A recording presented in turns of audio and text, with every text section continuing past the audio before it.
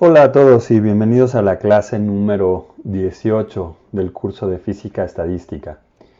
En esta clase vamos a continuar con lo que vimos la clase pasada, que fue, que hemos estado viendo en las últimas clases desde que empezamos a ver el modelo de sólido de Einstein, sobre el ensamble microcanónico. Entonces, lo que establecimos hace dos clases fue muy importante y va a ser la base de mucho de lo que vamos a hacer en el resto del curso. Y es el haber planteado que la entropía es igual a una constante, que es la constante de Boltzmann, en honor a Boltzmann, por el logaritmo natural de la multiplicidad de los microestados que corresponden a un macroestado dado. Entonces, ahorita vamos a regresar a esta parte de aquí. Dejen nada más recordarles, de una vez. Lo que hacíamos y como empezamos con el problema del sólido de Einstein, fue plantear todos los posibles escenarios. Cada una de estas cajas corresponde a uno de estos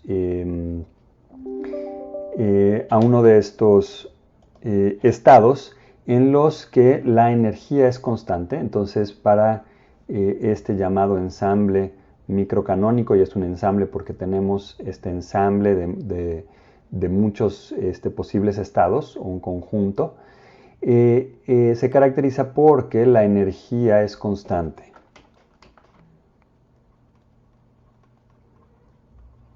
Esto es muy importante. ¿Sí? Recuerden que cuando teníamos a los dos sólidos de Einstein que podían intercambiar energía entre ellos, una suposición muy importante es que pues, la energía que uno de los cuerpos ganaba tenía que ser igual a la energía que el otro perdía, ¿no? Aquí entre estos dos cuerpos hay un intercambio de energía, pero estos dos a su vez están aislados del resto del universo. ¿Sí? Entonces, cada uno de los microestados que escribimos para estos sistemas tenían el mismo número de cuantos de energía, el mismo número de osciladores y, y el que tuvieran el mismo número de cuantos de energía quería decir que pues la energía era constante. ¿Sí? Entonces este era el oscilador 1 y este era el oscilador 2. Bueno, pues entonces cada uno de estos sistemas que estamos dibujando aquí corresponde a cada una de las posibles realizaciones de este intercambio de energía que tienen o que surge a través de este intercambio de energía, ¿no? O sea, es cada uno de los posibles escenarios que se presenta dado el número de energía total, ¿no? Cada uno de estos es una posible combinación pues en el caso de los sólidos de Einstein, pues correspondía, por ejemplo, a ¿no? cada uno de los posibles ordenamientos de esta representación que hacíamos de la energía y del número de sólidos, ¿no? ¿Se acuerdan? Entonces, lo que aquí estamos representando es, pues ya de una manera más general, no únicamente para el sólido de Einstein, sino en general, cada uno de estos va a corresponder a uno de los microestados que conservan esta energía. Entonces, en principio, cada uno de estos pues, es un sistema cuántico diferente, a pesar de que tengan exactamente la misma energía. Y la manera de proceder entonces era pues que aquel macroestado al que correspondía el mayor número de microestados era al que iba a atender el sistema. O por el principio de ergodicidad, si hacíamos un experimento, entonces pues la probabilidad de encontrar el sistema en ese estado como función del tiempo pues iba a ser cada vez iba a ser más alta cuando quitábamos la restricción, ¿no? Entonces recuerdan, podíamos empezar con todos los osciladores de este lado y que aquí no hubiera ninguno, quitar la barrera que separaba, y entonces al momento de quitar la barrera y permitir que hubiera este intercambio de energía, ahí es donde decíamos que, o planteábamos la segunda ley de la termodinámica, en este sentido de los microestados, en el que el sistema o el macroestado en el que íbamos a encontrar el sistema, después de haber quitado la barrera, era aquel que maximizara el número de microestados, y eso de alguna manera corresponde a una flecha en el tiempo, ¿no? a una dirección temporal de los acontecimientos. Porque pudimos haber empezado con un microestado en el cual toda la energía estuviera de este lado, pero el decir que el tiempo transcurre, es decir, que el sistema va a estar sampleando cada uno de estos posibles microestados, de modo que pues, las propiedades que vamos a encontrar del sistema van a corresponder pues, a las propiedades estadísticas del ensamble. Eso era algo muy, muy importante y definitivamente pues, novedoso con respecto a lo que habían visto en termodinámica, en la que nada más planteaban que existía una función, que era la entropía, que se maximizaba cuando quitábamos las constricciones internas del sistema. Hicimos entonces un ejemplo para ver cómo, pues, a partir de este esquema podíamos obtener información muy importante de un sistema en particular, que era el de un paramagneto. Y para eso, entonces, pues vamos a hacer el recordatorio de la serie de pasos que es necesario seguir para encontrar esas propiedades en general de un sistema, en el que, como ven, pues lo que va a ser muy importante es contar el número de microestados disponibles. Entonces, pues vamos a hacer ese recordatorio. Entonces déjenme volver a escribir acá que la entropía es la constante Boltzmann por el logaritmo del número de microestados.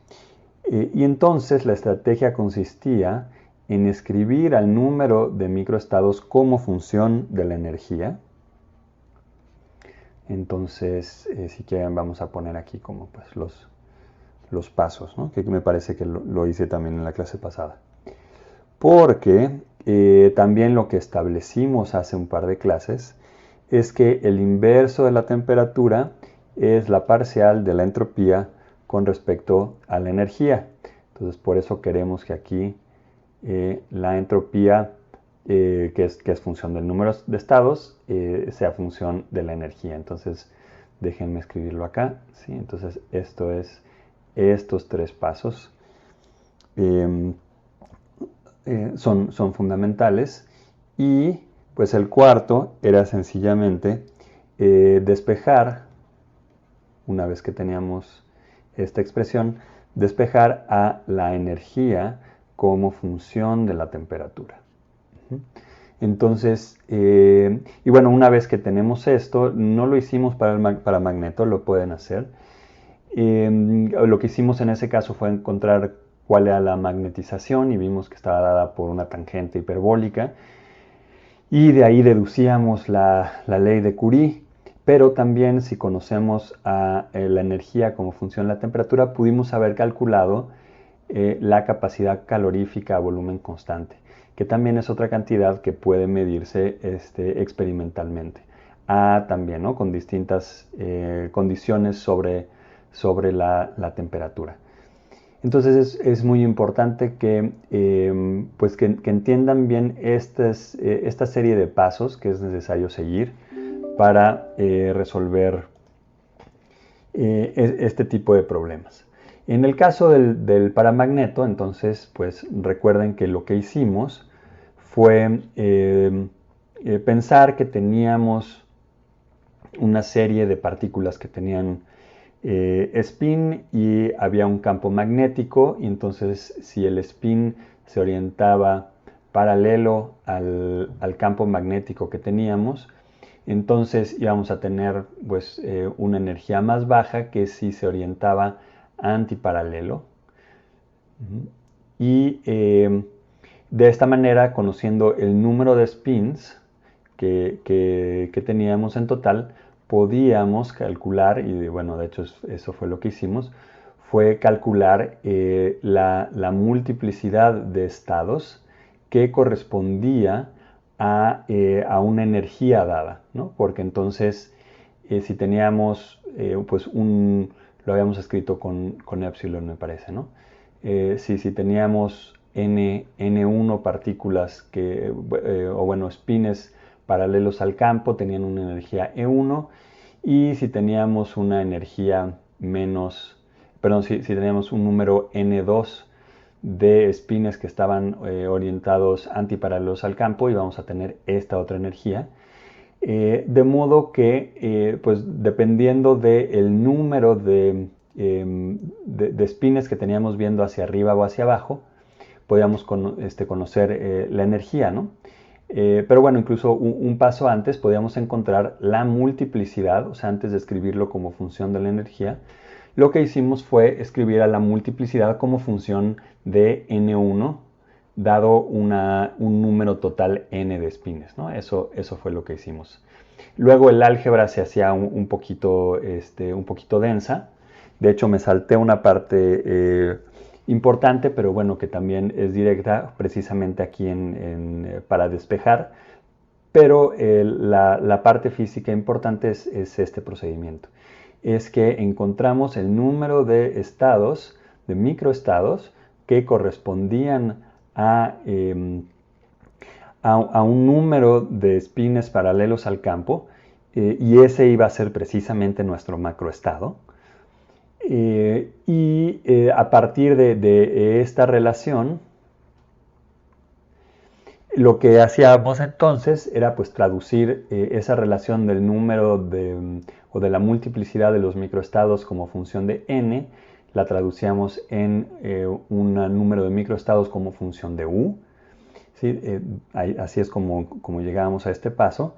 Después derivábamos, de ahí encontrábamos la temperatura y despejábamos de ahí entonces a la energía como función de la temperatura. ¿Sí? Pero es muy importante que sí entiendan todos estos pasos.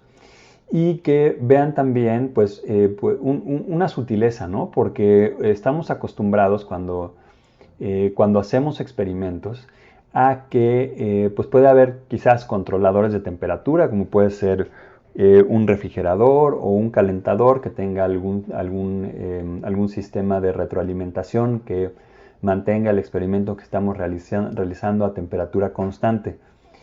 Ese tipo de sistemas los vamos a estudiar en la siguiente clase, que veamos el ensamble canónico. Sin embargo, ¿no? Porque ahí pues precisamente este cuerpo más grande es el que va a estar definiendo cuál es la temperatura del cuerpo más pequeño que vamos a tener acá. Sin embargo, con este tratamiento microcanónico, que es muy importante y también en términos generales, pero sobre todo históricos, lo que estamos encontrando, a pesar de que no tenemos un reservorio de temperatura todavía, porque se acuerdan en termodinámica que pues iban a tener un reservorio de temperatura cuando hicieron las transformadas de Legendre para encontrar los otros potenciales termodinámicos, que dependía de cuál de las variables iban a mantener fijas, pues suponíamos precisamente que había un cuerpo cuya temperatura no cambiaba, ¿no? Y ese era nuestro reservorio. Entonces vamos a poder hacer lo mismo, lo haremos más adelante, pero aquí lo que estamos suponiendo es que pues tenemos un cuerpo aislado, y pues a pesar de que está aislado, este cuerpo está a cierta temperatura. Y esta temperatura pues va a ser función, como vimos en el caso de los dos sólidos de Einstein, pues va a ser función de la entropía y de la energía del sistema. Ahí veíamos en el caso del sólido de Einstein, cuando teníamos, ya no lo voy a dibujar, pero cuando teníamos las curvas de las cuales habíamos precisamente planteado que esta relación tenía que mantenerse, en el que veíamos que, bueno, pues sí, dada una pendiente de la curva, podíamos determinar la temperatura, ¿no? Que esto tenía sentido con respecto a pues lo que cotidianamente entendíamos como las propiedades pues sí, del intercambio de energía y cómo este se relacionaba con si un cuerpo tenía una temperatura más alta o más baja, cuál daba energía al momento del contacto. ¿Recuerdan? Eso también es muy importante. Bueno, pues en este caso del ensamble microcanónico, pues precisamente estamos encontrando esta función y a través de encontrar esta función, pues vamos a poder encontrar la dependencia de la energía como función de la temperatura. Lo que vamos a encontrar más adelante es que esta manera de plantear el problema es muy didáctica, porque pues como vieron en el caso del sólido de Einstein y del paramagneto, lo que estamos haciendo es contar el número de estados directamente. Vamos a ver que hay maneras muy convenientes y que resultan en atajos de suponer que existe un cuerpo externo que nos está dando una temperatura a la que se fija el cuerpo más pequeño y que de hecho el resultado que obtenemos en ese ensamble va a ser el mismo que obtuvimos en este microcanónico.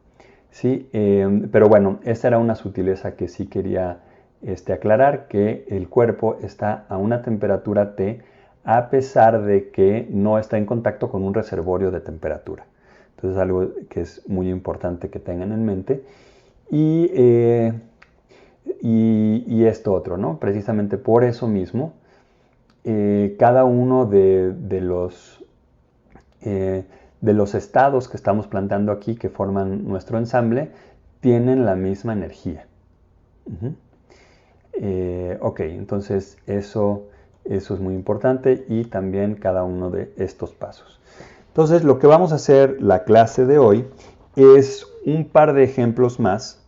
Uno de ellos particularmente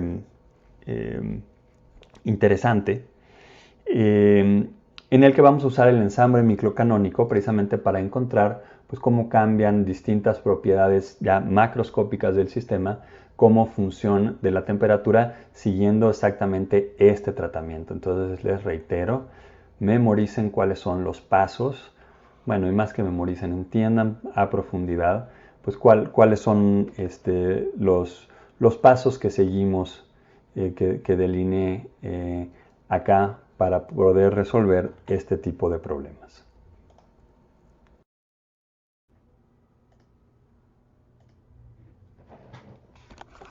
Bueno, entonces vamos a hacer este primer ejemplo. Y lo que vamos a estudiar son las vacancias en un cristal. Y ahorita vamos a ver exactamente qué quiero decir con esto.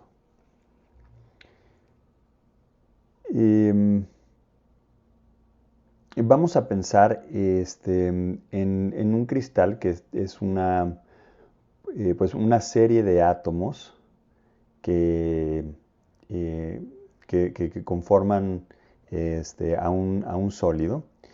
Y vamos a suponer que pues cada uno de estos átomos vamos a dibujarlos si están en el espacio de esta manera. Y ahorita vamos a ponerlos así en 2 dimensiones, pero de una manera análoga al ferromagneto.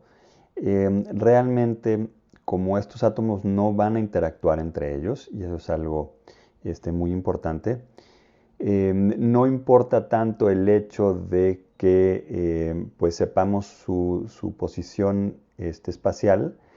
Esto podría ser para fines prácticos 1, 2, 3 dimensiones, 4, las que ustedes quieran. Pero lo que sí vamos a suponer es que conocemos la posición de cada uno de ellos. Es decir, podemos enumerarlos, más que conocer su posición, podemos enumerarlos. Y que cada uno de ellos está unido al resto a través, pues de una manera similar a como hicimos en el sólido de Einstein, de estas interacciones que a primera aproximación podemos suponer que están dadas por resortes, ¿no? Es decir, que se trata de una interacción Hookeana. Y, a ver, déjame dibujarlo, sí, aquí otra vez.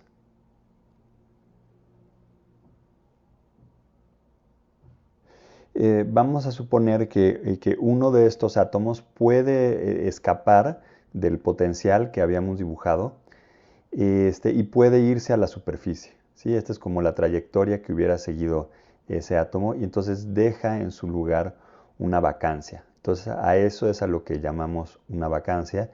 Y estos átomos, depende de la temperatura, pues pueden empezar un proceso difusivo dentro del material hasta el exterior. Sí. Y esto es porque, pues, originalmente los potenciales que habíamos asociado a estas fuerzas que mantienen a los átomos en su lugar, los habíamos puesto como pues una parábola que en principio sigue hasta infinito, pero en realidad esto no es así. El potencial es un potencial que se llama anarmónico, en el que si el átomo hace una excursión muy lejana de su mínimo, eventualmente empieza a sentir la atracción de los otros átomos que están a su alrededor y se satura. Y entonces cuando llega, ¿no? Porque aquí es la energía como función de la posición, aunque aquí es en una dimensión, pues pensamos que es en tres dimensiones. Y entonces una vez que se hace una excursión más allá de este punto mínimo, los átomos pueden salir de esa posición de equilibrio, ir a otra posición de equilibrio hasta llegar hasta salir del cristal. Y a esto se le llaman defectos de Schottky. Y de hecho son los responsables de, ¿no? El hecho de que los cristales no sean perfectos y tengan estos defectos es responsable de muchas de las propiedades macroscópicas del cristal. En particular, pues la resistencia que ofrecen a una deformación cambia radicalmente por el efecto de estos defectos de Schottky. Y vean que cuando tenemos la creación de uno de estos defectos, el número de átomos original no cambió. El número de átomos vamos a pensar que sigue siendo n. Y más bien que vamos a tener la creación de estos defectos y a cada uno de ellos vamos a asociarle una energía epsilon. Y que pues es independiente, ¿no? La energía de cada uno de ellos es independiente si hubo otro defecto cerca o no. Y vamos a llamar n minúscula al número de vacancias o de defectos dentro del cristal. Y vamos a suponer que hay n minúscula o que la contribución de la creación de cada uno de estos defectos, que aquí estoy dibujando otro, pues es lineal, ¿no? O sea, es otra manera de decir que la creación de estos defectos es independiente uno de otros. Entonces, por ejemplo, aquí tendríamos 2 epsilon, ¿no? Por la creación de estos dos defectos.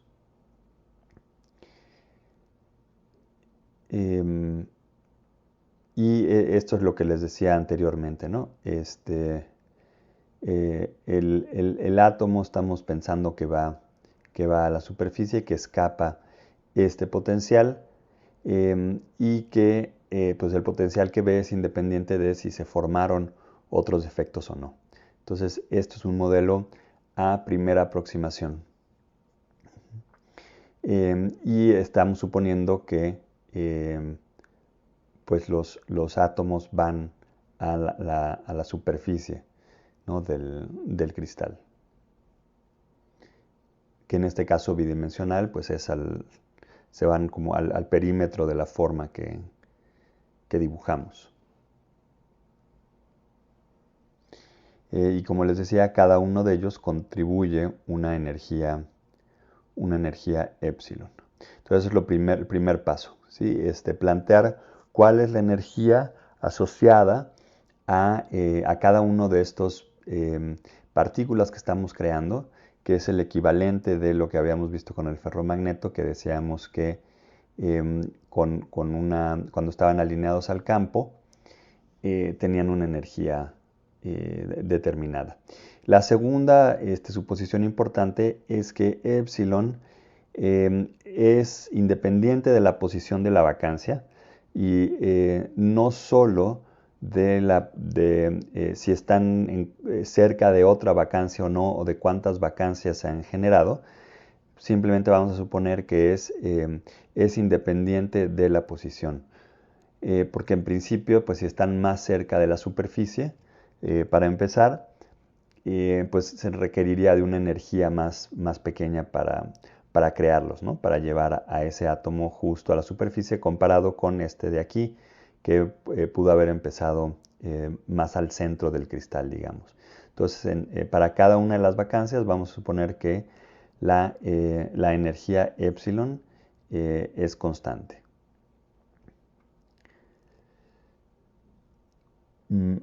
Y sí, esto es lo que les decía de la analogía con el paramagneto, ¿no? Ahí recuerden que asociábamos una energía para el estado del spin si estaba alineado con el campo de manera paralela o antiparalela. Teníamos una energía epsilon o una energía menos epsilon, pero esto lo que pudimos haber hecho era nada más decir que la diferencia entre estos dos estados era 2 epsilon. Y simplemente haber pensado en uno de estos spins alineados con el campo que tenían una energía asociada epsilon, que es el equivalente que estamos haciendo, de lo que estamos haciendo con cada una de estas vacancias. En donde entonces este átomo de aquí sería el equivalente del spin que sí está alineado. Y entonces ahora vamos aquí a la serie de pasos que habíamos dicho, ¿no? Teníamos que la entropía es una constante por el logaritmo de la multiplicidad, y ahora lo que vamos a hacer es encontrar a la multiplicidad, ¿no? De la misma manera que hicimos para el spin arriba y el spin abajo, para tener simplemente un átomo o una vacancia. Y como ya escribimos al sistema como función del número de vacancias, vamos a poder relacionar eso con la energía. Por eso es tan importante que esa energía es proporcional al número de vacancias. Eso nos va a permitir. Y entonces lo que estamos suponiendo es otra vez que el microestado, que es el estado cuántico asociado al cristal, podemos para cada una de las posiciones originales de los n átomos que teníamos, vamos a poder decir si en cada una de esas posiciones originales que vamos a seguir por un índice, como les decía, no depende exactamente de dónde están en el espacio, simplemente de que sepamos si ese átomo en particular sí está compuesto por una vacancia o por un átomo. Y otra suposición muy importante es que el número de vacancias es muchísimo más pequeño que el número de átomos. Esto para que se cumplan Y las suposiciones que hicimos, que la energía sea independiente de la posición y que, por ejemplo, estas dos vacancias no interactúen entre sí. Entonces, eso va a ocurrir cuando el número de vacancias es muchísimo más pequeño que el número total de átomos originales que teníamos en el sistema. Entonces, el microestado del sistema, que vamos a denotar por phi, podemos, para cada uno, como les decía, de los átomos, por ejemplo, este es el 1, este es el 2, este es el 3, etcétera, para cada uno de ellos, vamos a poder decir si el átomo que estaba ahí originalmente sigue estando ahí. Entonces, en este ejemplo, sí sigue estando y va a estar hasta el 4, 5, 6, 7, 8. Aquí están el 5, 6, 7 y hasta el 8 tuvimos una vacancia y luego aquí siguen sin haberse alterado el que hubiéramos tenido los átomos en su lugar ahí. ¿Sí? Este sería el 9, el 10, el 11, etcétera, ¿no? Y como les decía, pues lo importante es que no tanto la localización espacial, sino a qué átomo nos estamos refiriendo y si fue sustituido por una vacancia. Entonces podemos establecer esta colección de objetos en el cual estamos poniendo aquí el número del átomo correspondiente y si hubo un cambio o no, ¿no? Por ejemplo, aquí ya aparece la primera vacancia. Así, etcétera, ¿no? Para cada uno de ellos. Hasta llegar al número n original de átomos que teníamos en el sistema. Y así vamos a poder decir cada uno de los microestados que teníamos en este sistema. En donde entonces cada uno de estos vamos a poder asociar una V para cuando hay una vacancia, y aquí, como dices, este estado tiene la misma energía si cambiamos la vacancia de que estuviera en la posición 8 a que estuviera en la posición 4. ¿Sí? Entonces eso correspondería al mismo macroestado de haber tenido simplemente una vacancia. Entonces es lo mismo que hicimos con los volados, es lo mismo que hicimos con el ferromagneto, y lo que vamos a querer entonces ahora es obtener la multiplicidad de ese macroestado que está dado por el número n de vacancias que vamos a tener en el sistema. Entonces es ese, vamos a tener un número n fijo de átomos y un número n minúscula de vacancias, que es variable, y como función de esto vamos a poder decir cuál es la multiplicidad, que es exactamente análogo a lo que hicimos cuando estábamos ordenando los espines hacia arriba o hacia abajo del paramagneto.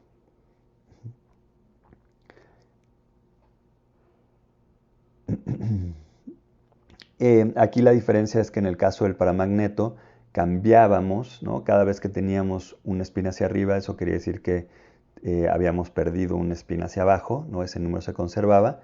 Aquí el número que está siendo conservado es n, es el número de átomos totales, y estamos creando este número n minúscula de vacancias. Entonces la energía total del sistema va a ser n minúscula veces epsilon. ¿Sí? Y este es lo que nos va a dar nuestro macroestado. Es simplemente el número de vacancias que tenemos, y pues no va a importar exactamente el orden en el que está. Nada más queremos otra vez contar cuántos microestados van a estar asociados a ese macroestado dada n fija, que eso es muy importante. Esta n mayúscula de átomos va a ser fija. Y la multiplicidad la vamos a escribir Y aquí hay algo muy importante porque estamos suponiendo que vamos a tener un número de átomos fijos A, pero cada vez que hay una vacancia, los átomos migran a la superficie. Entonces siempre vamos a tener el mismo número de A's y luego vamos a tener un número n minúscula de B chicas, ¿sí? De vacancias. Entonces el número total de objetos que vamos a tener que ordenar como función del número de vacancias es n mayúscula más n minúscula. ¿Sí? Entonces vamos a tener la multiplicidad, y esta es una diferencia de lo que teníamos con el caso del paramagneto, como n mayúscula más n objetos, de los cuales n mayúscula, que son el número de A, son iguales, y n minúscula, a su vez, también son iguales. Y esta es la multiplicidad como función de n minúsculas, una minúscula que es precisamente el número de vacancias.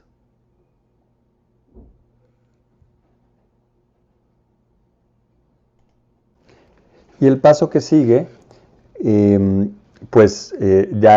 debe ser natural, ¿no?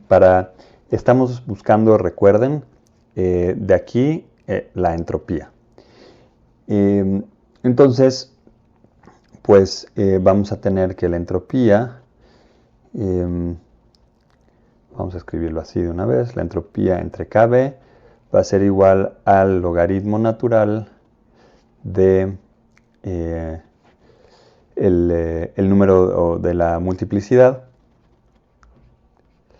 Y siempre que vemos ya algo de este estilo, pues sabemos que debemos aplicar la aproximación de Stirling, ¿no?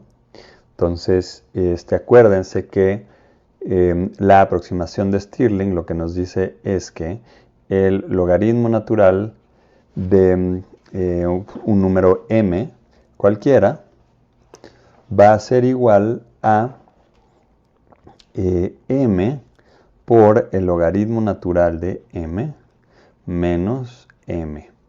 Sí, este era como en la forma más relajada de Stirling, pero que igual funciona bastante bien.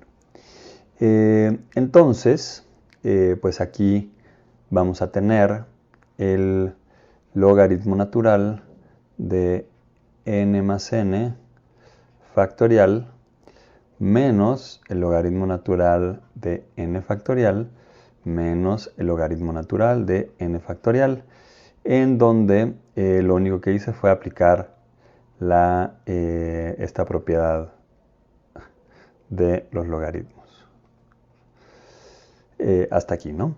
Y ahora sí aplicamos la aproximación de Stirling. Entonces, esto va a ser aproximadamente igual a n más n por el logaritmo natural de n menos n más n. Esto fue ambos de este término, menos n por el logaritmo natural de n más n menos n logaritmo natural de n minúscula más n minúscula. Okay. De donde directamente estos dos términos se van con cada uno de estos dos términos, y esto es igual a n más n logaritmo natural de n. ¿Qué hice aquí? Esto era n más n, ¿no? Sí. N más n, n mayúscula más n minúscula. Sí, de este término, perdón, ahí se me pasó. Menos n logaritmo natural de n mayúscula menos n minúscula logaritmo natural de n minúscula.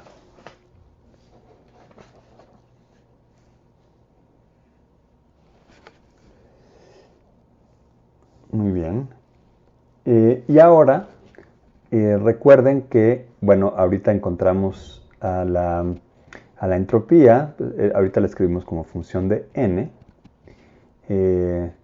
Entonces, esto es pues todo esto por k de Boltzmann, nada más pasé multiplicando. Y como tenemos que la energía va a ser igual a n minúscula por epsilon, esto implica que 1 entre la temperatura, entonces acuérdense que estamos siguiendo paso por paso lo que planteamos acá, ¿no? Ya encontramos, bueno, primero ya encontramos el número de estados, es como función de uno de los parámetros, pero hacia acá vamos. Ya calculamos la temperatura. De aquí, pues si sustituimos directamente ya podemos encontrar acá el número de estados y estamos ahora por encontrar la temperatura o el inverso de la temperatura. Ok, entonces, pues por definición de la temperatura, esto es el inverso de la entropía con respecto a la energía a volumen constante, y esto es, por regla de la cadena, simplemente 1 entre epsilon por la parcial de la entropía con respecto a n, a volumen constante.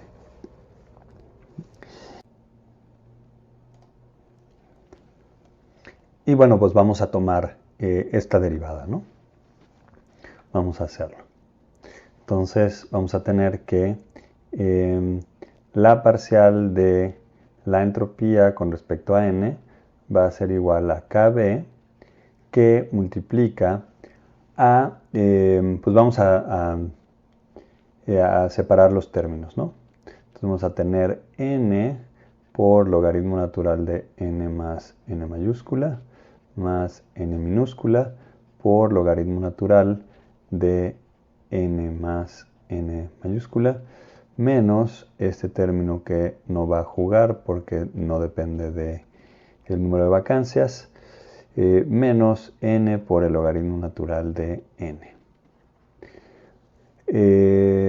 Perdón, aquí nada más desarrollé y entonces esto es kb por la parcial con respecto a n de todo esto, en la que por cierto pues estamos suponiendo que el volumen no cambia con el número de vacancias, que ciertamente es pues no es muy exacto, ¿no?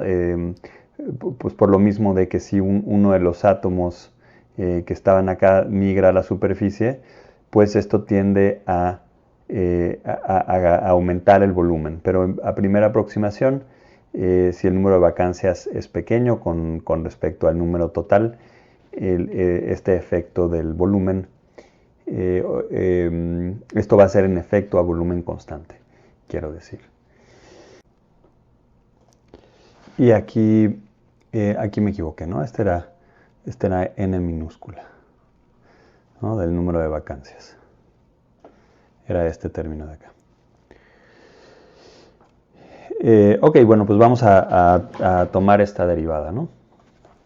Entonces, esto es, pues, kb, que va a multiplicar a n entre n minúscula más n mayúscula, más n por la derivada del logaritmo, que es otra vez n más 1 entre n más n mayúscula, más el logaritmo por la derivada de n con respecto a sí misma, que es 1. Este término no pinta.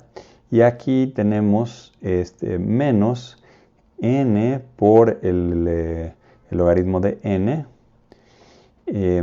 menos el logaritmo natural de n por la derivada de n con respecto a sí misma, que es otra vez 1.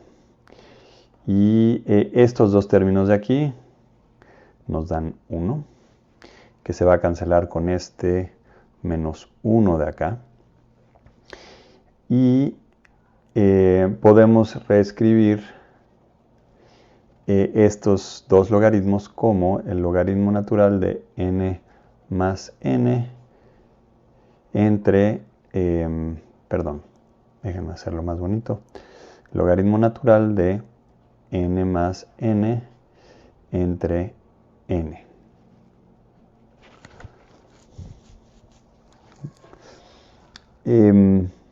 Y esto es igual a 1 entre la temperatura. Perdón, nos faltaba el epsilon, ¿no? Esto entre epsilon, ¿sí? Porque veníamos de acá. Entonces ahorita calculamos esta derivada y nos faltaba el 1 entre epsilon. Entonces está acá.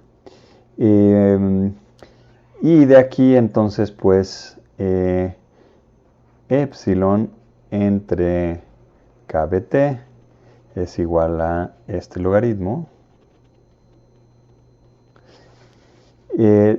lo que implica que n entre n, que es lo que vamos a estar buscando, es igual a 1 entre e a la...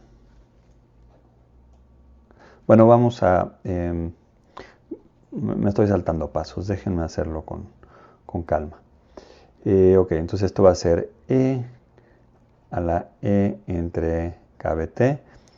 Noten otra vez que tenemos aquí las dos escalas, ¿no? Ya siempre que estamos hablando de energía, vamos a estar comparando con kT. Esto va a ser igual a, pues, n más n minúscula más n mayúscula entre n, que es 1 más n entre n minúscula. Y por lo tanto, simplemente despejando, n minúscula entre n, ¿no? La fracción o el número de vacancias dividido entre el número total de átomos va a ser igual a 1 entre e a la epsilon entre kT menos 1. Entonces, como función de la temperatura, podemos saber, ¿no? Esto nos está diciendo, dada una temperatura, cuál es el número de vacancias que esperamos encontrar en el sistema.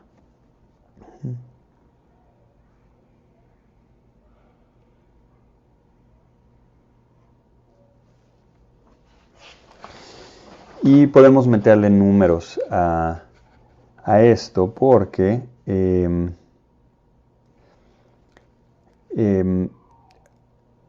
epsilon, ¿no? La energía necesaria para remover a uno de los átomos, esto que estábamos haciendo acá, ¿no? La energía que necesitamos para remover a uno de estos y que se vaya a la superficie, esa energía resulta ser del orden de 1 electronvolt. Y ya sabemos que kT es aproximadamente igual a 1/40 de electronvolt. De modo que, pues,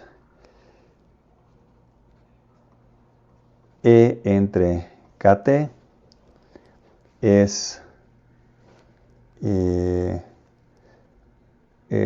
más o menos 39, 40 por ahí. Vamos a poner 40. Y entonces, esto implica, ¿no? Si sustituimos acá, es un número enorme, ¿no? E a la 40 es gigantesco. Es este factor de acá. Entonces, esto quiere decir que n entre n, pues es aproximadamente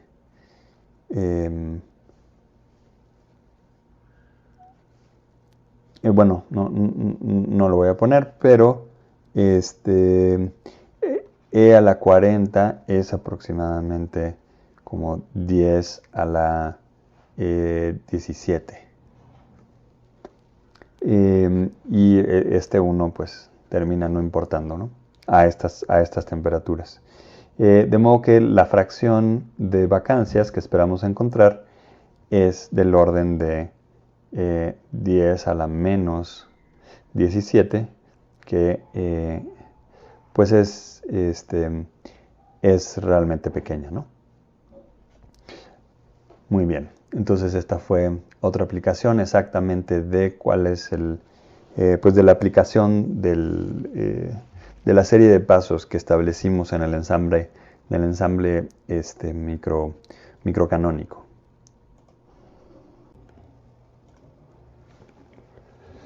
Vamos a hacer ahora el último ejemplo de la aplicación del ensamble microcanónico.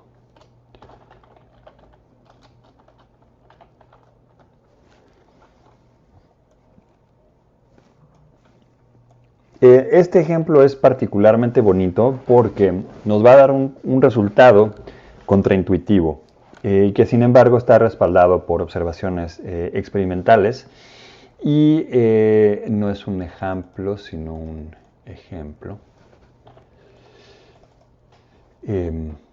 Ok.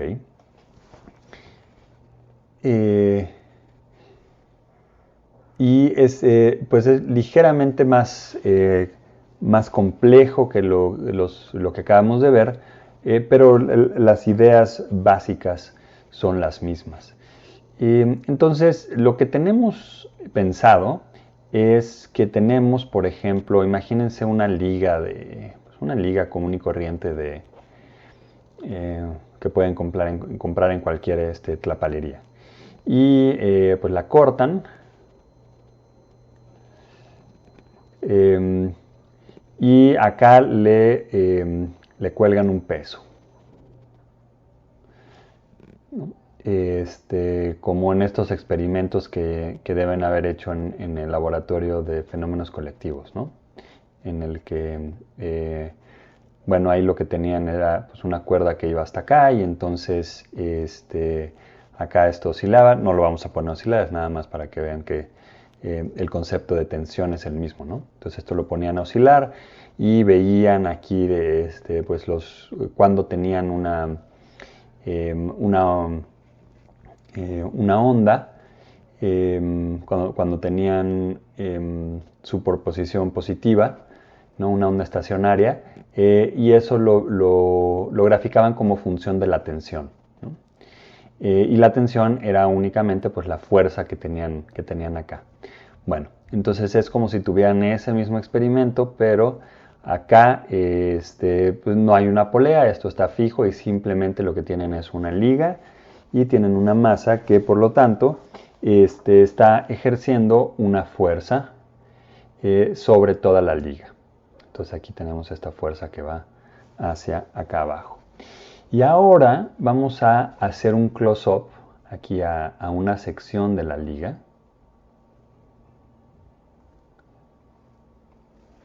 Y en este close-up lo que vamos a ver es que por tratarse de una goma, podemos pensar que es pues, una cadena polimérica en la que van a tener,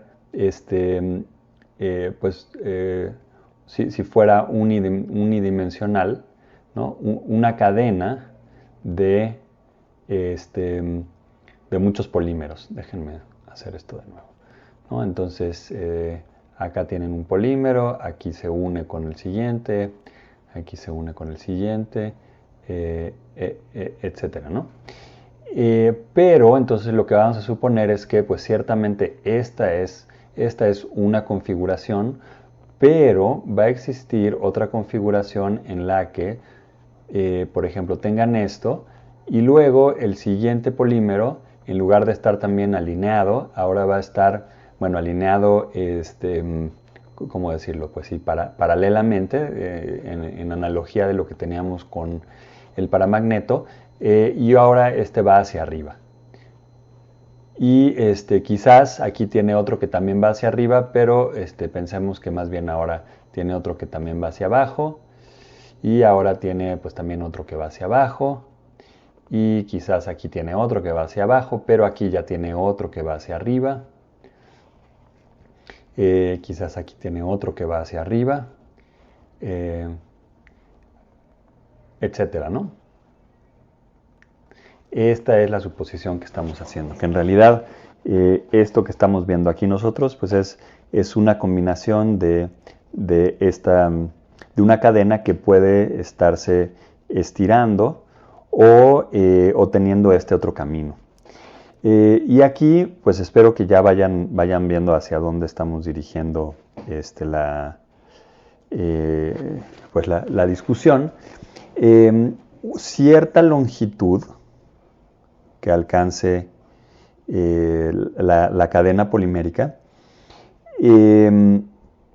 va a estar compuesta posiblemente por distintos microestados, ¿no? Hay varias combinaciones de la cadena polimérica yendo hacia abajo. Este sería abajo, abajo, arriba, abajo, abajo, abajo, arriba,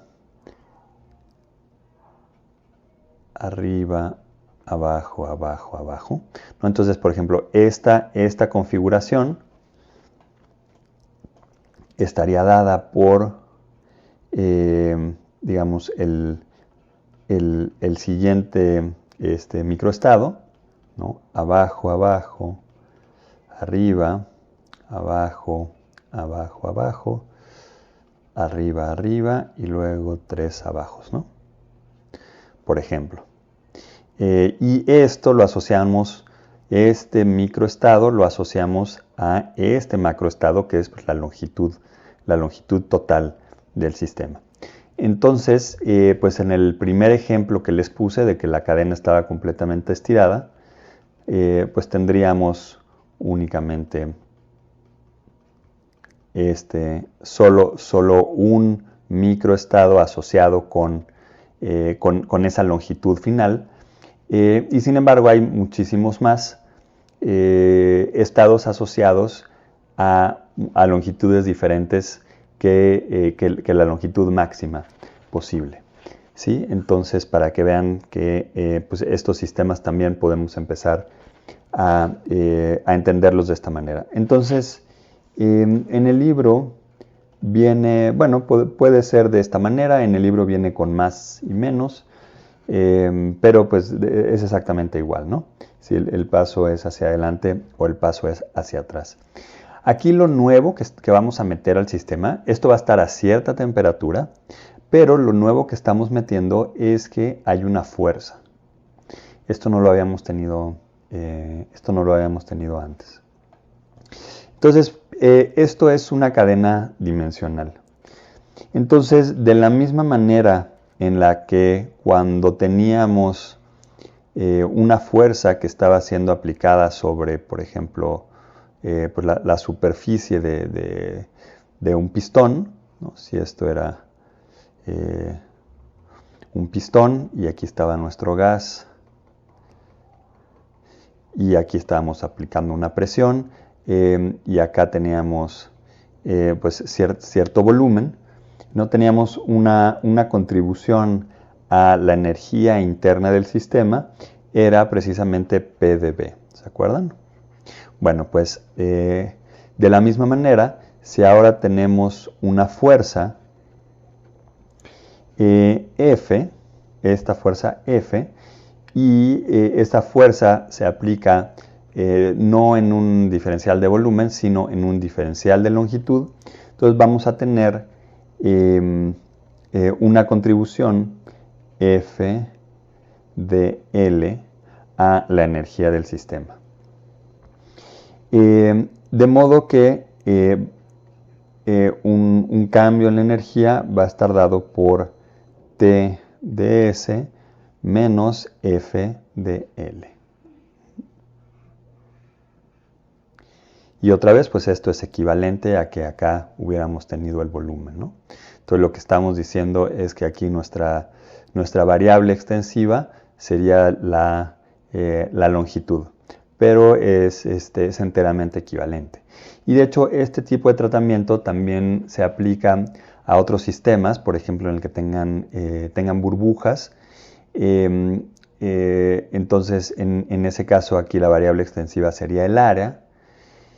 Y acá en lugar de fuerza lo que tendríamos es una tensión superficial, ¿no? Pero bueno, esto si da tiempo lo veremos después. Para el ejemplo actual, lo que tenemos es esto. Bueno, y ahora vamos a hacer una suposición muy importante. Y esa suposición es que cualquier cambio del sistema es adiabática.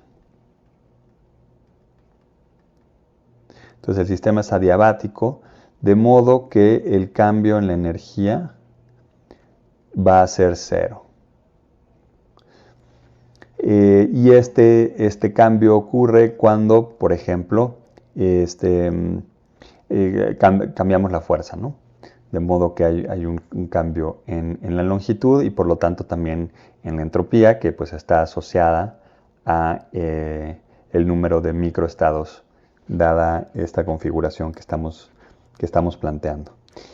En este caso, en el caso en el que esto sea adiabático, esto implica que la fuerza dividida entre la temperatura es igual a menos la parcial de la entropía con respecto a la longitud, a energía constante, ¿no? Eso es lo importante. Y ahora, pues sustituimos a la entropía por nuestra nueva y famosa relación.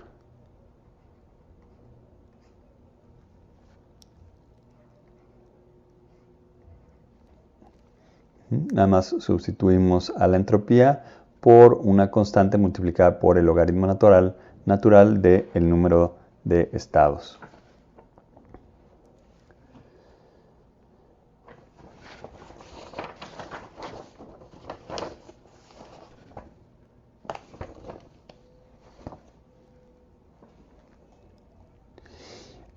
Y ahora este número de estados, pues ya lo conocemos, ¿no? Porque vamos a tener, va a ser como en el caso de los espines, tal cual, ¿no?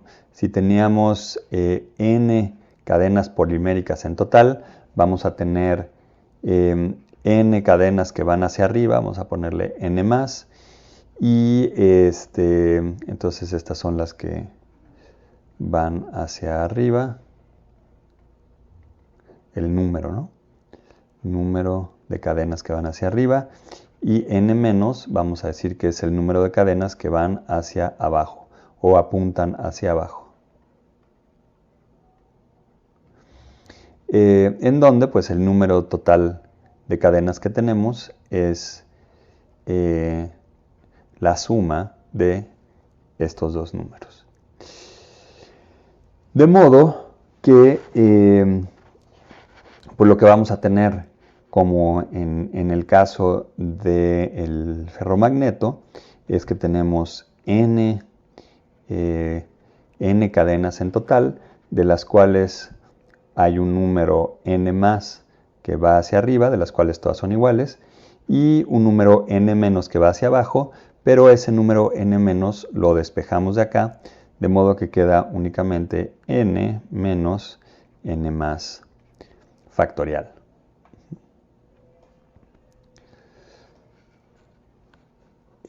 Ok.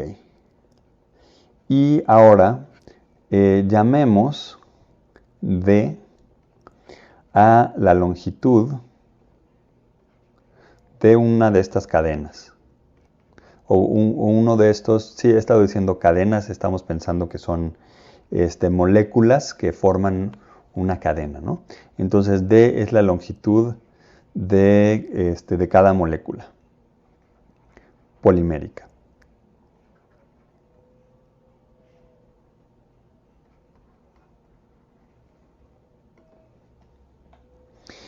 Y como hicimos en el caso del ferromagneto, también vamos a definir la fracción relativa, ¿no? Sí, vamos a definir a la longitud que tenga la cadena en relación o con relación a la longitud máxima que puede tener, que es el número de moléculas poliméricas por la distancia, ¿no? Entonces esto correspondería al primer caso que pusimos en el que todas las moléculas están orientadas hacia abajo. Ok, entonces esto para hacer el mismo cambio de variable que hicimos en el otro ejemplo.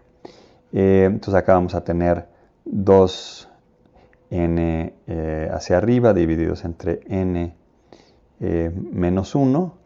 Aquí no voy a hacer el álgebra, pero bueno, sigue exactamente el mismo tratamiento que hicimos para el ferromagneto, ¿no? Entonces ya simplemente lo escribimos así, no lo voy a hacer explícito. Si tienen dudas, pues regresen a ese video. Y de la misma manera, bueno, nada más déjenme recalcar, ¿no? Lo único que vamos a hacer es cambiar las variables. Entonces estamos cambiándolas por esta variable que pues nos da esta fracción. Y ahora sí, pues los detalles algebraicos pueden checarlos en el video anterior.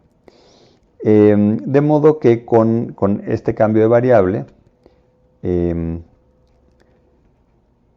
la fracción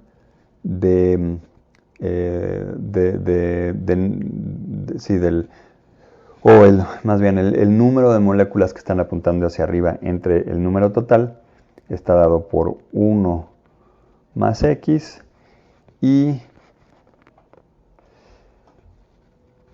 la fracción de aquellas que están apuntando hacia arriba está dada por, perdón, esto es entre 2 y esta va a ser 1 menos x entre 2. También todo esto lo desarrollamos ya en el ejemplo de la clase pasada. Y ahora lo que hacemos es tomar acá, ¿no? Queremos al logaritmo natural del número de estados. Entonces vamos a hacerlo. Y ese logaritmo natural aplicamos Stirling. Entonces recuerden, siempre en este paso de tener que aplicar el logaritmo natural a la multiplicidad, vamos a aplicar Stirling. Entonces aplicando la aproximación de Stirling, dado este número de estados, ¿no? Entonces como siempre esto va a ser n por el logaritmo natural de n menos n menos n más por el logaritmo natural de n más n más. Y lo mismo para este término, ¿no? Entonces simplemente aplicamos Stirling para cada uno de estos términos, nada más teniendo en cuenta que cuando están en el denominador van a tener signo menos únicamente por las propiedades de los logaritmos, ¿no?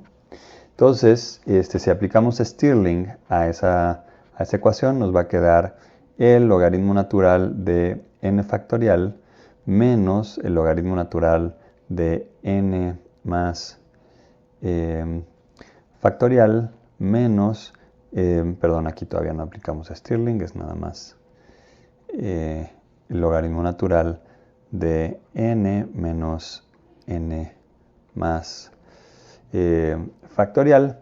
Y ahora sí, aplicando la aproximación de Stirling,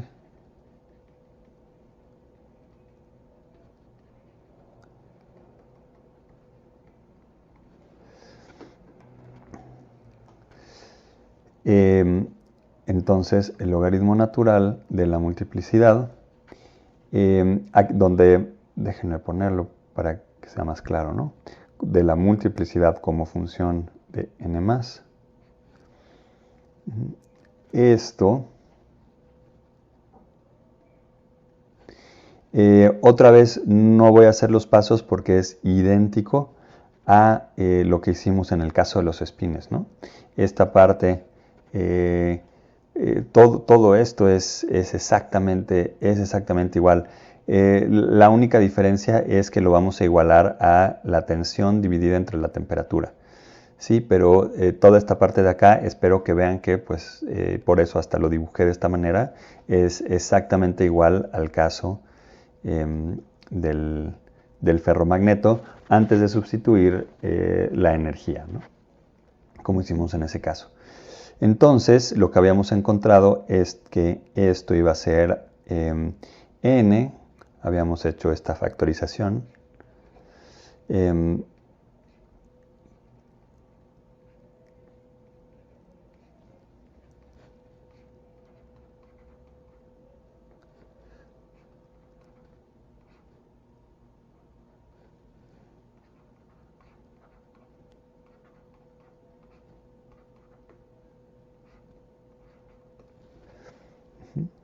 que era, pues, como les digo, completamente análogo.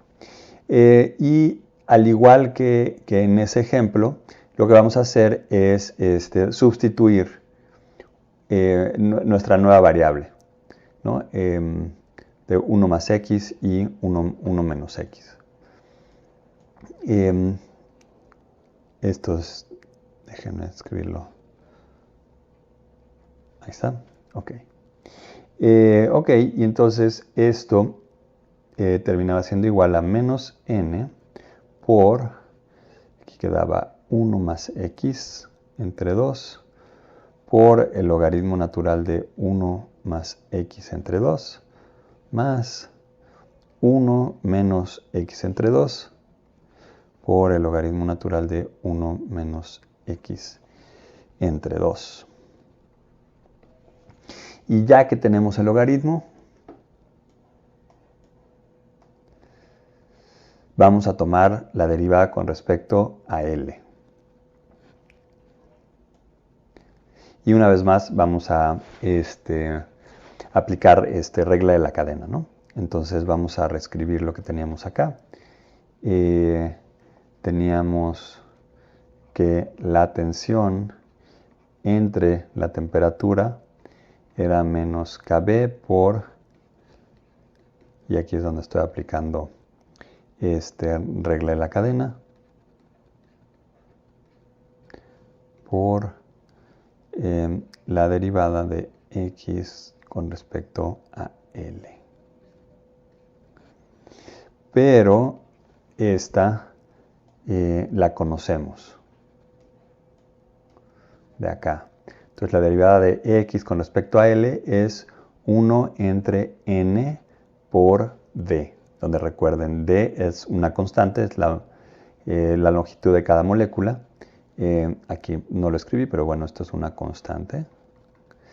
Y el número de moléculas en la cadena polimérica también es una constante. Entonces esto es 1 entre n por d.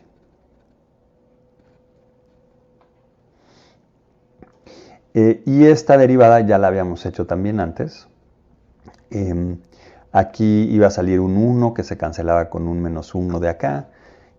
Acá vean que esto parece muy complicado, pero en realidad siempre que hacemos es por la derivada de este.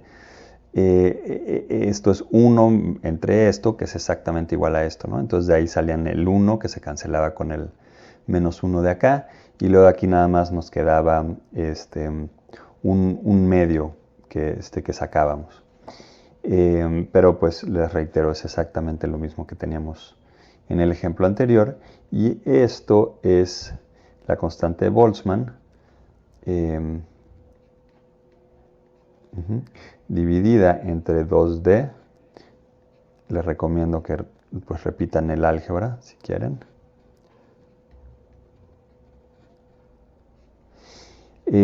Y ahora vamos a regresar a nuestras variables originales. De modo que esto es KB entre 2D por el logaritmo natural de n por d más L entre n por d menos L. Entonces aquí lo único que hice fue volver a escribir a x como función de L. O más bien sustituí a x por la expresión que incluye a la longitud de la cadena, que va a ser L. Y hacemos esto porque vamos a querer hacer una expansión aquí en el logaritmo para valores de L entre nd que sean pequeños.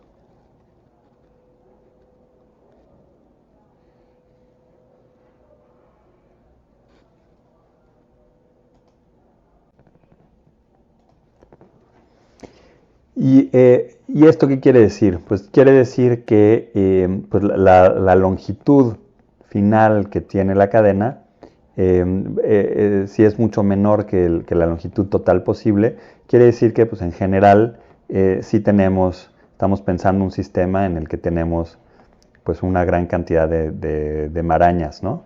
de los polímeros. Eso es lo que queremos decir. Entonces, ahora lo que vamos a hacer es factorizar de una manera similar a la que factorizamos cuando estábamos tratando con el sólido de Einstein.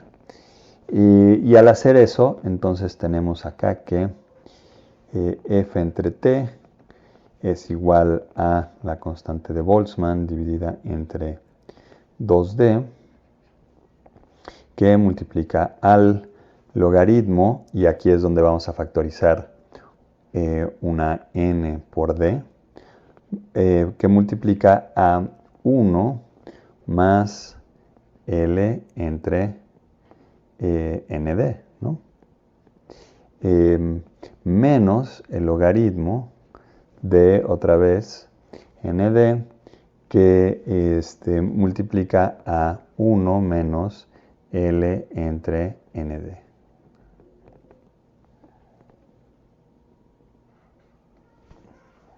Ok, y ahora sí aplicamos la aproximación. Entonces, esto nos queda kb entre 2d,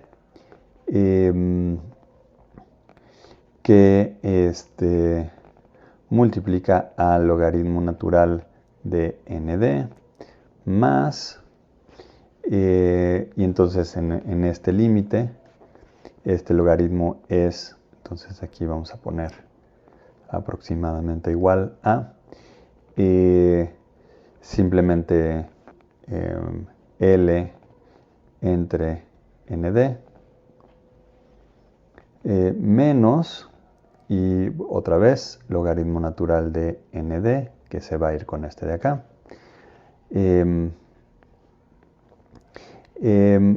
más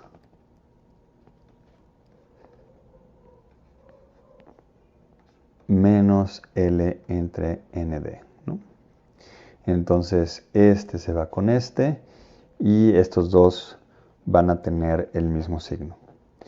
Entonces, esto nos queda que la fuerza entre la temperatura va a ser aproximadamente igual a kb, se va el 2 con el 2 de acá de la suma, por L entre n por d cuadrada, ¿no? Porque tenemos una d de acá por esta de acá, por d cuadrada.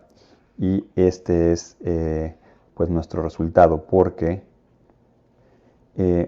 bueno, nos está diciendo varias cosas, de la cual la más interesante es la siguiente. Si pensamos en el caso como el que les puse al principio, de que tenemos la liga y aquí tenemos una masa, vean que esto lo que nos está diciendo esto es atención constante, ¿no? Es que si yo aumento la temperatura, entonces como es esa tensión constante, y esta es una constante, N es una constante, D es una constante, y acá queda T por L. Entonces, si yo aumento la temperatura para que la tensión sea constante, ¿qué quiere decir? Que la longitud va a disminuir.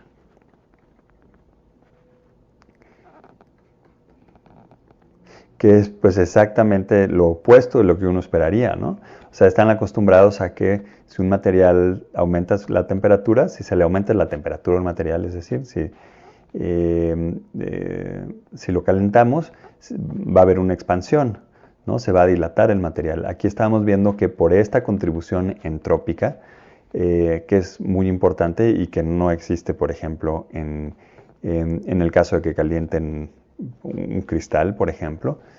En este caso de una cadena polimérica, el hecho de tener la entropía hace este efecto que parece completamente contraintuitivo, ¿no? Que es que si aumentamos la temperatura, si aquí acercamos una llama, una vela si quieren, y lo calentamos sin quemarlo, ese realmente es el reto, entonces aquí ustedes verían que la liga se contrae.